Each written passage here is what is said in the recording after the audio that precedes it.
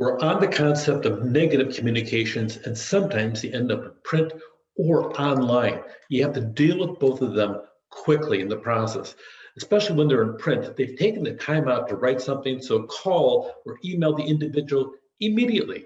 It's pretty easy to do, and just get on top of it before it spreads in the process. So describe the problem to them and apologize. Things happen in life.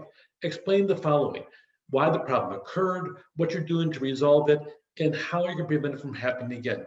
They're going to want to know these things because if they're going to take the time out to put it in writing, sometimes they're angry, and it's not necessarily about the product, it's about what promises were made or they felt were made by your company. So go back, make certain you reassure them, and that you go back and try to win that trust from them. Promote goodwill. You want to follow up with a document, with a message, with a phone call once it's been rectified. If it's a matter of we'll have that product out to you in 2 days, then 3 days later, give them a phone call. But first, check to make certain they really got it. Okay, so don't sit down there and set yourself up for failure because you didn't go back and do that one step. Make certain it's solved and then call them up and make certain they're happy. That last call may set you up to have long-term business relations because it rebuilds the trust that you once had as a company, because once for them to be a customer, they trusted you once upon a time. Earn it back.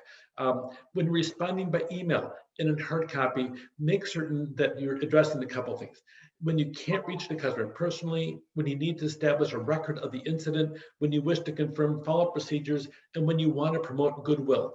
All four of these are good reasons for you to take the time out to respond by email and in hard copy. Why do customers complain online?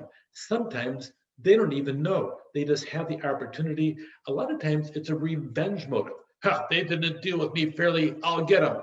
That happens, okay? They may air their complaints out there rather than calling you because of the fact that they just want to sit down and maybe gain some traction, or they're just flat out angry over what happened. Internet sites out there abound to sit down, happy to collect negative information. It seems to be part of our human psyche for loving to see negativity. Those reports, they enable customers to share their peeves. So they feel they may get a faster response to tweets than the customer service call because they're just damaging you in the process. Griping the public may help others avoid the same problem, is their justification. Generally, they should always go through a proper process with you, but they may not care about any kind of proper process. Public complaints, they can improve the complainer's leverage. I went out and I solved this problem. I'm your hero. Well, okay, that's their version. Okay, or sending a 140-character tweet might be easier than just writing an email. For you as a smart business, verify, respond quickly and constructively, consider freebies. You may think about, we're buying them off. Yeah, you are. Okay, so learn how to improve and accept the inevitable. Sometimes when these things gain traction, you just got to sit down and run around with a fire extinguisher trying to put it out as quickly as you can. Make certain, though, that they actually have a valid claim. If they do, they take responsibility for it. Don't blame the customers, even if they're at fault. Okay, adopt the proper tone and then avoid you statements that sound preachy. We've talked about that. Make certain that you statement, that the word you is only used occasionally in extreme case. You would have known that cash refunds are impossible if you read your contract. Don't say that. You want to sit down and use neutral or objective language to explain why it was refused. Consider resale information to sit down and rebuild their confidence in your products as you go through. So print and online communications, don't take it personally. It's easy to say here in this setting. It's harder to say in the real world.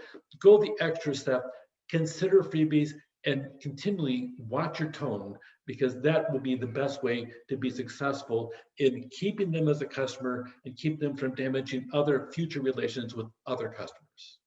All right, take care.